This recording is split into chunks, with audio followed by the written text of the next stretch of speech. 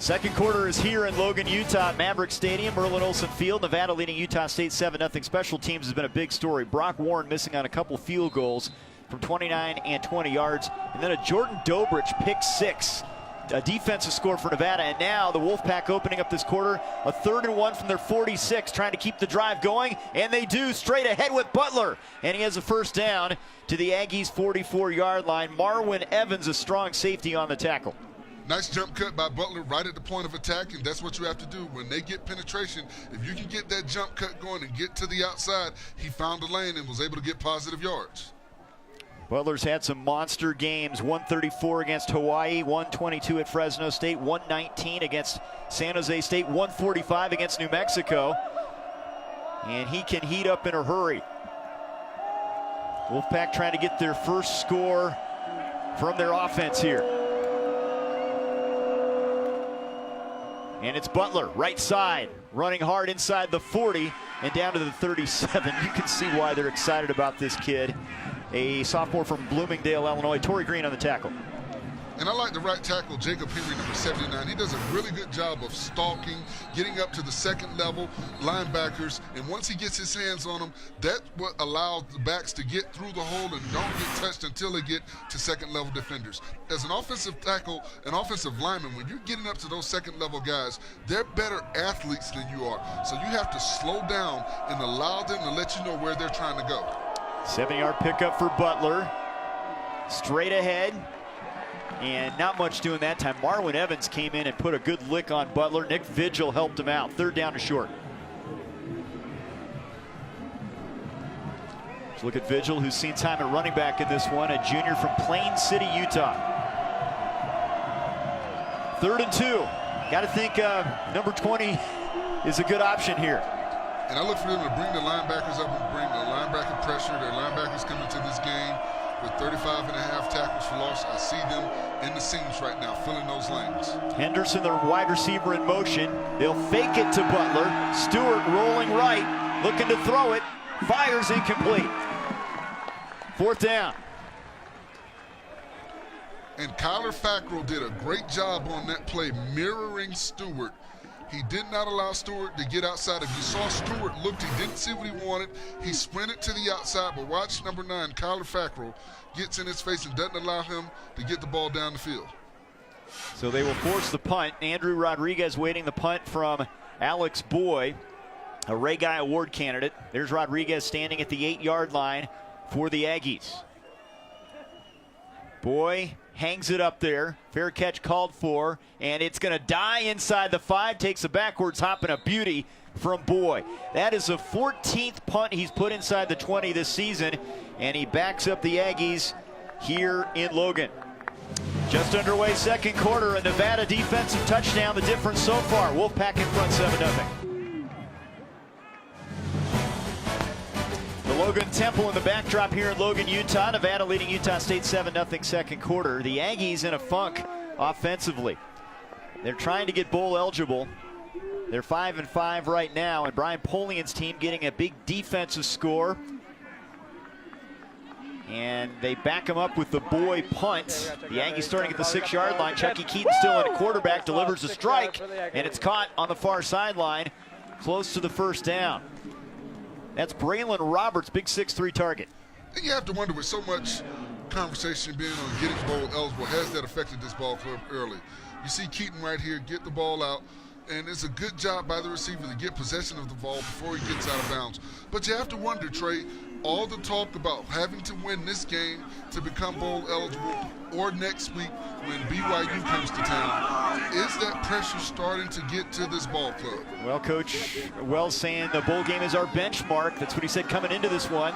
They swing it out this time, near side, and that's good enough for a first down. The grab by Hunter Sharp, and that'll move the sticks. Baber on the tackle. The point you bring up, Utah State is one of just 4 FBS programs with 30 wins and 3 bowl wins over the last 3 years. These are the expectations, and they need a win in one of the next 2 games. Well, this is the way you start to move the football. Dax Raymond, number 87, the tight end, gets a really good block to spring his teammate for the first down. But you cannot think about getting to the bowl. You have to think about winning this ball game and let nature take its course, because winning this game doesn't guarantee you a bowl bid.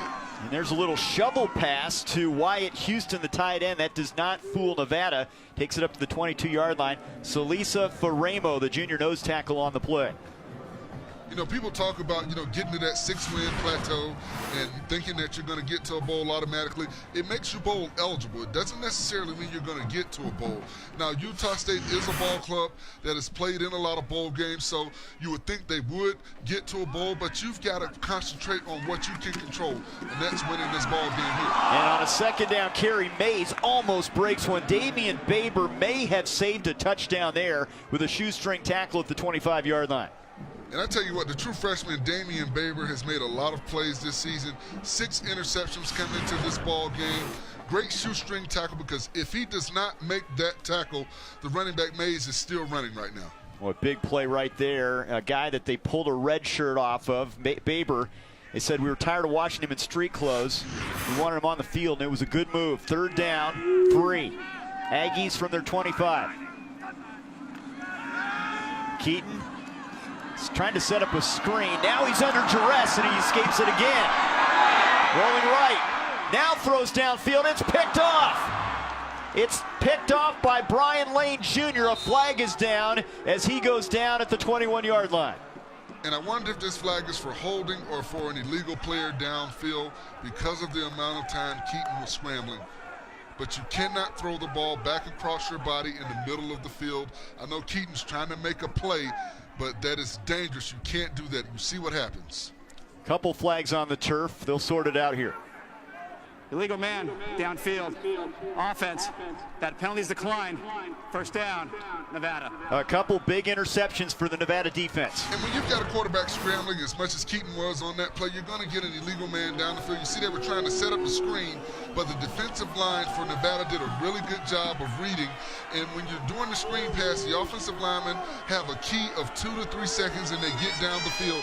That's what happened on that play initially to get the penalty. And here, Keaton trying to throw it across his body down the middle of the field. That's dangerous, because you have defenders setting up, waiting.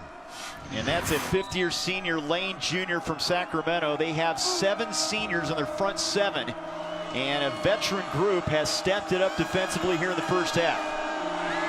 Now Stewart with a golden opportunity near the red zone. Handoff Jackson, bounces to the outside. Jackson to the 10.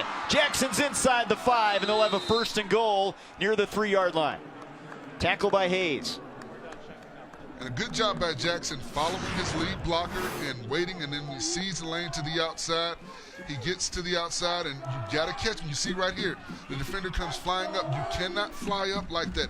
You've got to stalk. It's kind of like the linemen getting up to the 2nd level defenders. You've got to stalk those backs and make them make a move, and then you go get them.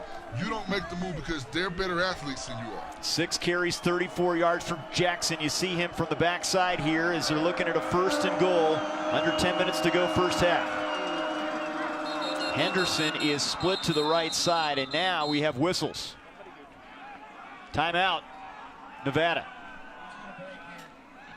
9:51 to go. A pick 6, and then another interception, setting up a potential score for Nevada. A 7-0 Nevada lead, and looking for more here in Logan, Utah. 1st and goal from the 3-yard line for Brian Polian's Wolfpack. They have done the job on the ground. Jackson 34 yards, Butler with 23. And Tyler Stewart, the junior, has Jackson as the lone back behind him. Handoff Jackson straight ahead near the goal line, and no indication yet. He is just shy of the goal line. It'll be 2nd and goal. And a good job by Jackson pressing the line of scrimmage and getting positive yards. And that's another thing that makes these backs so special. They don't wait. They press the line of scrimmage. It looked like Jackson got in for the score. Just shy. Kyler Fackrell was there to meet him, just shy of the goal line. Jackson stays in now, their senior captain, the vocal leader, trying to make this a 2-score game. Stewart, Jackson hit at the line of scrimmage and driven backwards. Good play defensively from the Aggies that time as they met it at the point of attack with Marwin Evans, a strong safety. And that was a great job by Evans getting his pads low and not allowing Jackson to get that front push. But I thought on the previous play they should have reviewed that, because now you go from second and goal from the 2-yard line to third and goal from the 3.5-yard line. So now you wonder if they've changed their thinking in terms of running the football. They have Henderson and Richardson as the receivers. Stewart, they're going to hand it off. A keeper by Stewart, and he's in for the touchdown. Faked it to Jackson. Stewart takes it himself, and it's 13-0.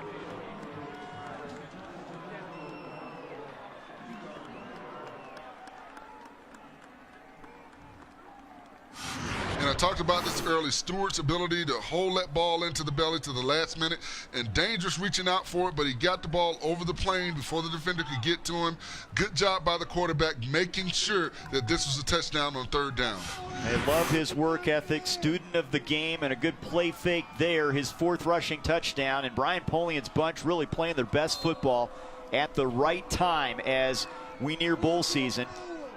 Brent Zuzo in for the extra point. And it's 14-0.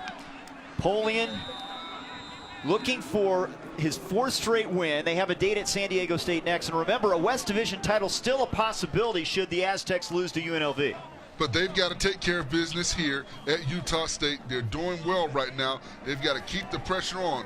With their ability to run the football, if they get it going in the second half, running that football, they're going to take time off the clock, and that's going to put more pressure on Utah State to start passing the football. And when you do that, you now allow these bookend defensive ends, Ian Sayal and Lenny Jones, to come off that edge and bring pressure. These are 2 guys that love to play against teams that want to pass the football. This is the defensive line from Nevada that comes in with 38 tackles for a loss and 19 of their 21 sacks. So they love to bring pressure. They play behind the offensive line of scrimmage.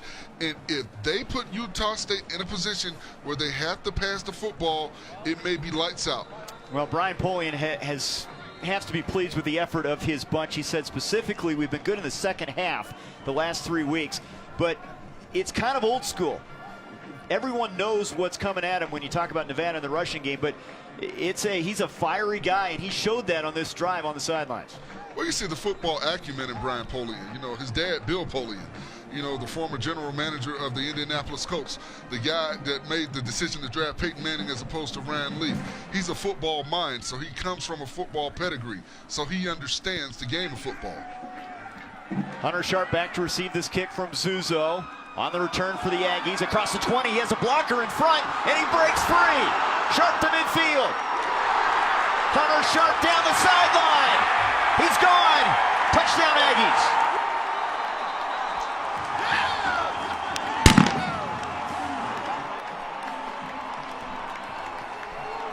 The senior from Palmdale, California, their leading receiver takes it 96 yards, and that's the boost they needed.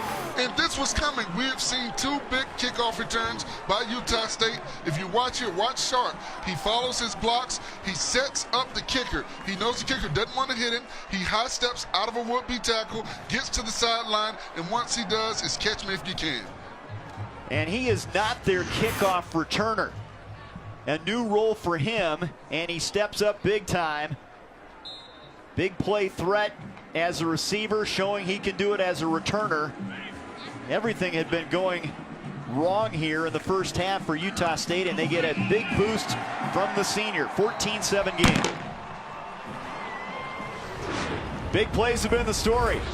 Pick 6 for Nevada. Hunter Sharp with an answer. He gets the Aggies on the board.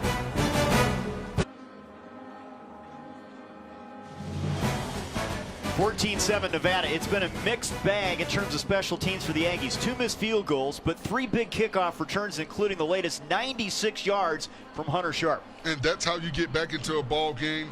Now there's a lot of momentum on the Utah State sideline, and there are a lot of questions right now for Nevada. Do you want to score? Because you're giving them the best opportunity to score when you kick the ball off to Utah State. Kennedy Williams had 65 and 33-yard kickoff returns, then the sharp 96-yarder, and that'll get the home fires burning here. 14-7 as Jake Thompson has it teed up at the 35-yard line. 14-7, Utah State trying to get bowl eligible. Nevada would love to get win number 7 to solidify a trip to a bowl game. They're already bowl eligible. A squib kick. Returned by Nevada across the 26-yard line.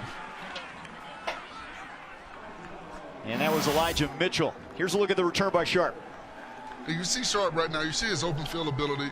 Once he gets the football, he makes a couple of play fakes and gets to the outside. And his escapability on arm tackles, you've got to get him down. And once he gets to the sideline, he has the speed to take it to the house.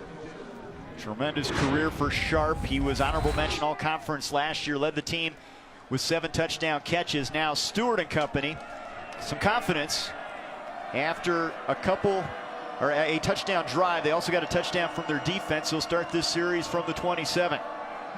Split backs this time. Stewart to throw it. Has Jericho Richardson across the 35 to the 36. Richardson, their leading receiver at 5'11", 190. He's a good yards after catch guy. What's interesting, now they're starting to pass the ball a little bit.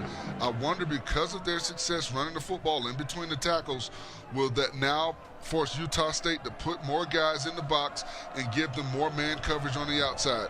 Because you still have to worry about Hassan Henderson at 6'5" against the smaller defensive backs. 8-yard pickup. Stewart has only thrown it 4 times. He's 2 of 4 for 18 yards. They'll run it here off the left side, and that's good enough for a first down. They have showcased Jackson and Butler in this one. That was Jackson, and looks like he's a little bit shy of that first down at the 38. They're going to bring the sticks over. And it's a good job by the Utah State defensive line being stout at the point of attack. You don't have to get penetration all the time. If you're stout right at the point of attack, you don't give the backs many seams to get through. That's Ian Tongiai, a sophomore from West Valley City, Utah. He's a defensive lineman this year, a former linebacker. He was in the middle of the play as they bring the sticks across.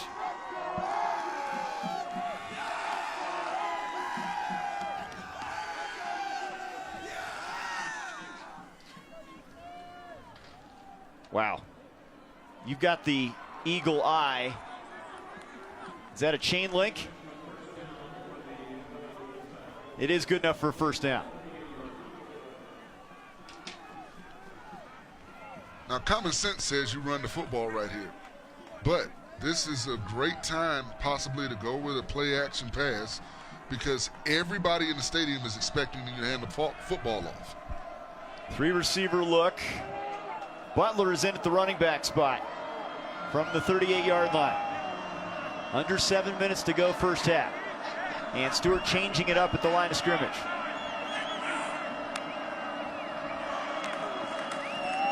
Straight ahead, Butler off the right side, and he navigates the 40, and that's about it. A couple yards on the play. Nick Vigil on the tackle. Vigil is a guy that has carried on the tradition within the family. His older brother, Zach, an All-American linebacker at Utah State. Nick may be even better, and that's saying quite a bit. Number 3 in the nation tackles per game. And now they throw it with Stewart, and it's caught by Richardson, and he's a couple yards short of the first down on that catch. A nice catch by Stewart in the middle of traffic, catching the football, spinning out of a would-be tackle, and getting positive yards. 3rd and 2.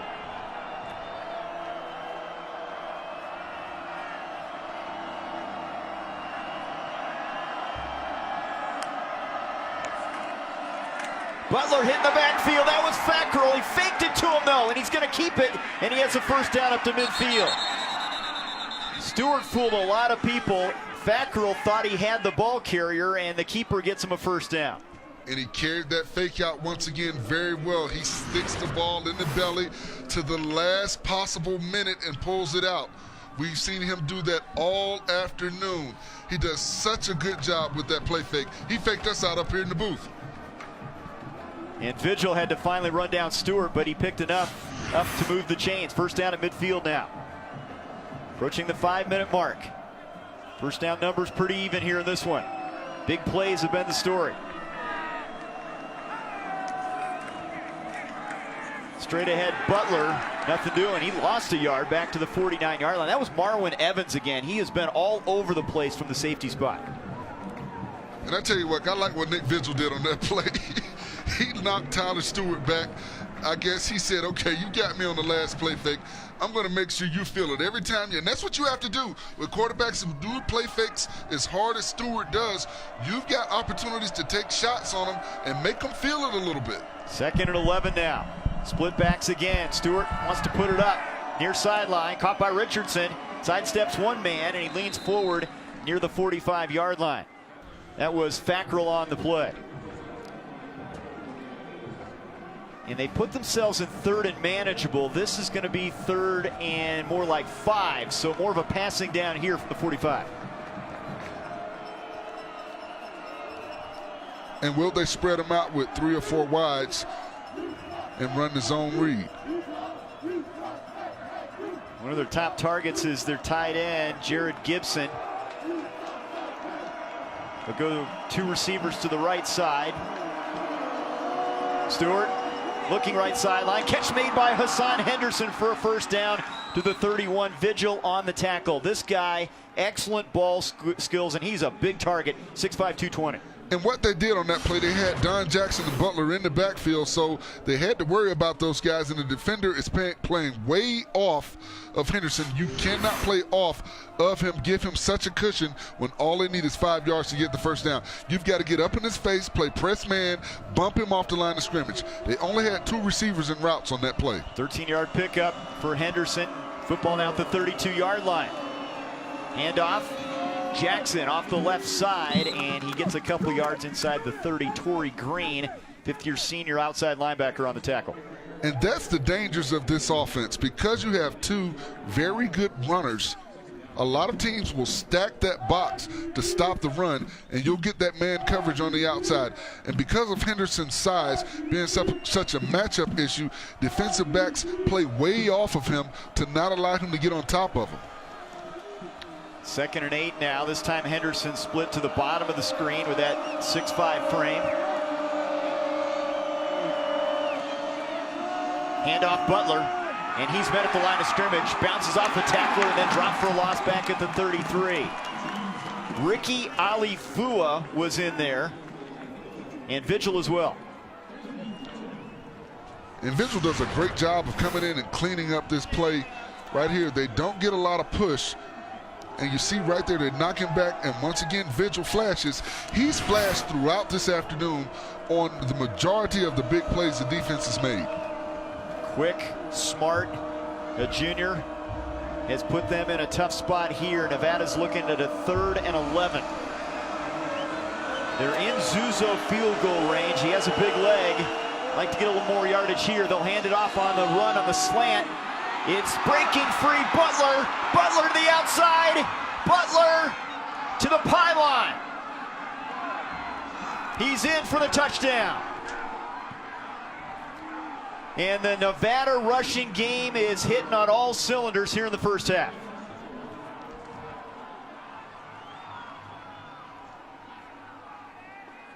.33 yards for the score. And it's the perfect play call. Utah State brought the blitz to the right side of the Nevada offense. The play went to the left side, and once Butler got to the outside, he was able to cut it back across the field and get an easy score. They're going to take a look to see if he was in as he hit the pylon. Here's a close look. Knocked out by Jalen Davis right at the pylon. And they're reviewing this. And Coach Polian doesn't like it at all, because he's saying the official that was right there made the call for a touchdown, which I think they will give him the touchdown. I don't see anything conclusive enough to overturn this call, and it looked like the ball crossed over the pylon. It's where the ball crosses, not where he is. He's still in bounds. I think the ball crosses over the pylon. Any part of the pylon, if the ball crosses before he goes out of bounds, you know, I think it's called a touchdown. And it looks like the ball crossed at some point the corner front or back corner of the pylon. If it stands, it's a 33-yard touchdown run. Butler at 54 on the ground. Jackson with 39 so far. And on that play, it was just a perfect play call. The play was called for the back to go to the left of the offensive line, and Utah State brought the blitz to the right, thinking that they were going to go run the ball to the boundary. They've been running the ball to the boundary this afternoon, running to the short side of the field. They ran it to the wide side. They caught Utah State in a blitz, and then he cut the ball back. Here's another look at it. Football is in his right hand. You'll see he's not stepping out of bounds. Did he reach the ball over? I just don't see where you can overturn that. Do you have enough video evidence to overturn that? From our point of view, from what we see right here, I don't think so.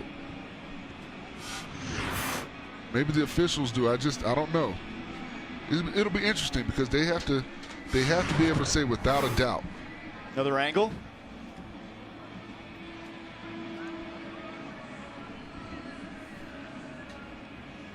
Butler going for his 7th rushing touchdown if that stands. And he's threatening the century mark again in this one. If it is 100 yards rushing, it'd be the 4th straight game he gets there.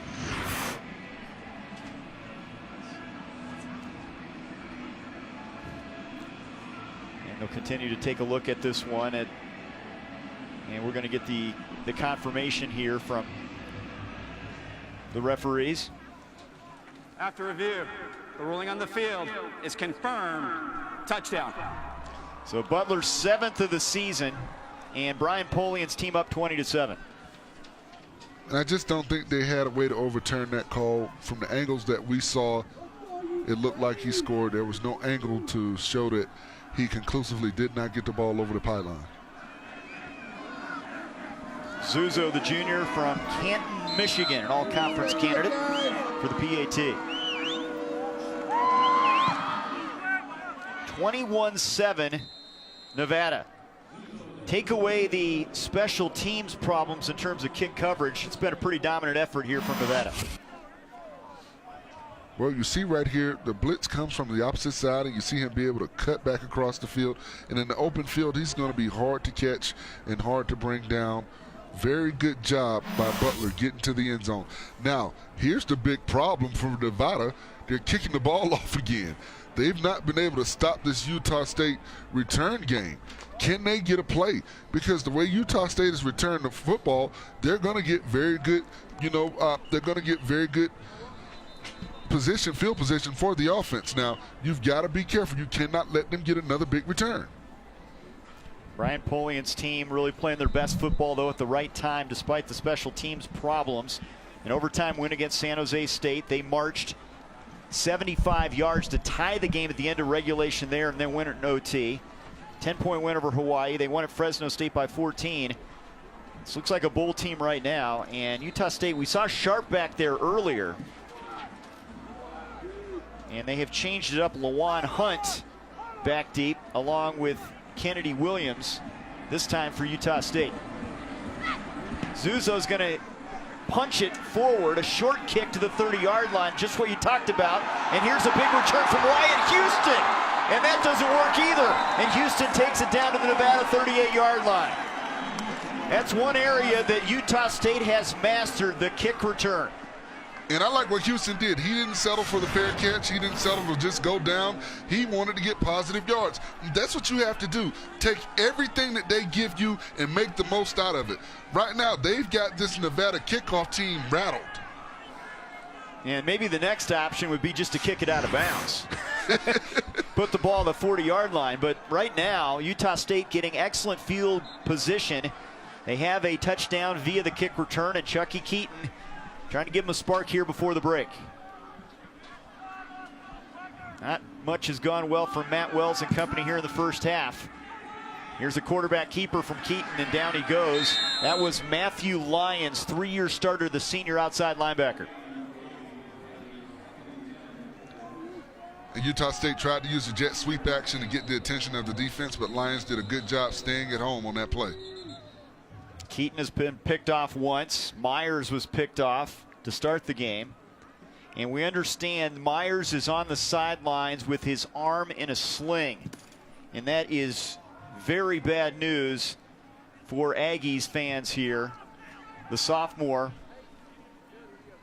we saw early, and Keaton has taken over for Myers, and they have had numerous injuries with quarterbacks over the last couple seasons.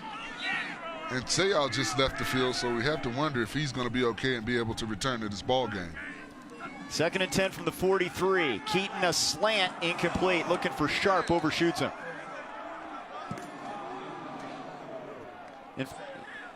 And there's a look at Sayal, an important piece as a senior defensive end for Nevada. And it looks like they're going through concussion protocol with him right now. And he will be a big loss for this defense if he's not able to return. Arguably the best pass rusher in the Mountain West. 3rd and 10. Pressure coming on Keaton. Steps up, fires, and incomplete through the hands of Sharp near the stick. Kendall Johnson was over there on the coverage. It's 4th down. That's a good job by Keaton. Good footwork in the pocket, trying to find the open receiver, but a better job by the Nevada defense covering up all of his receivers, not giving him anywhere to go with the football. It has to be so frustrating for Utah State, a team that averages almost 30 points per game on the year. Their offense has really been bogged down the last couple weeks. Andrew Sellis, the punt returner, standing back at the 10-yard line for Nevada. The punt from Aaron Dalton. He hangs it up there. Gonna be caught at the 2-yard line. A beauty by Dalton as he pins Nevada back deep. So 1:27 to go and a 14-point lead, and Nevada has some timeouts to work with.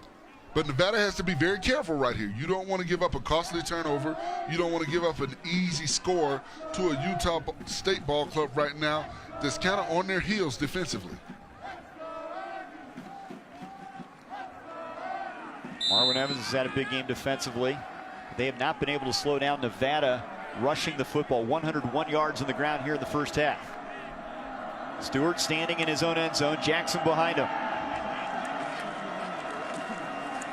Jackson, it's a little bit of breathing room out to the 5-yard line. Vigil pushes him back.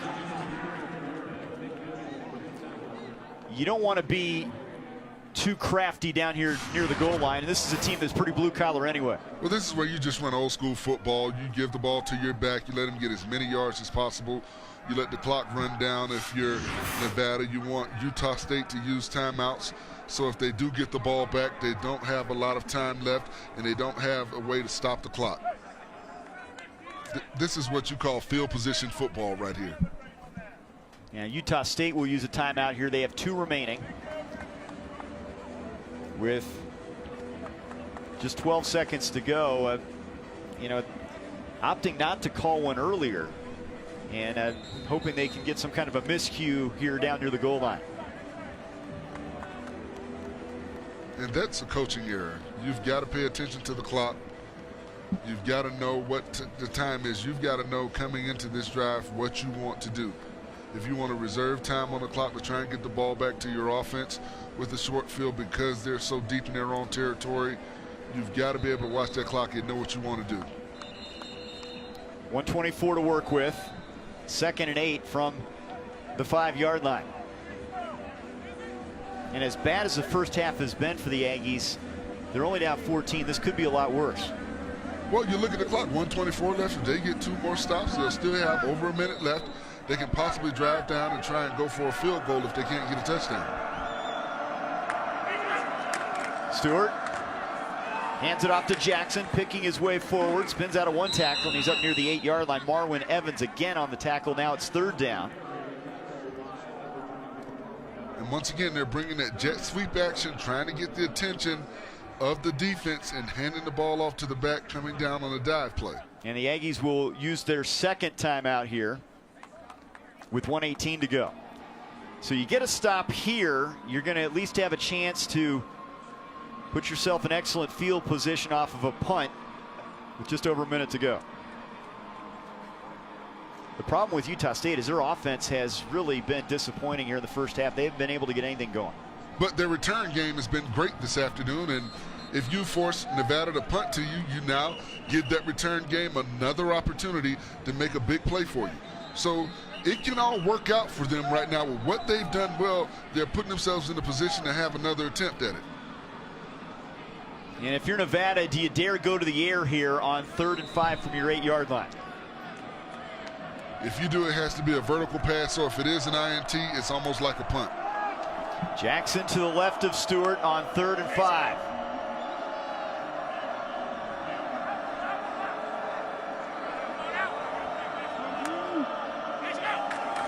They're going to hand it off. Jackson straight ahead, breaks it forward, and he has a first down. So they get it done with the run game, and they've done it throughout the course of this first half. They move the chains, and they're out of trouble now down near the goal line. And watch this offensive line fire off on the defense.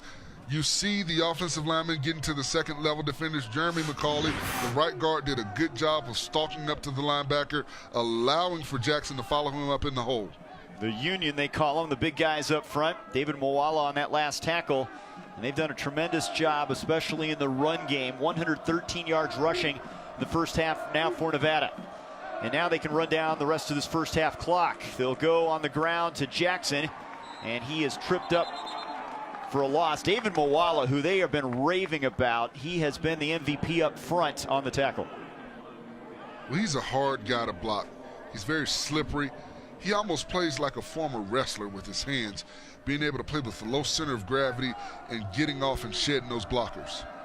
He's been at his best against top competition this year. Now Stewart will just take a knee, and the Wolfpack are going to go into the locker room with a 14-point lead. We talked about the running backs, and they've not disappointed here in the first half.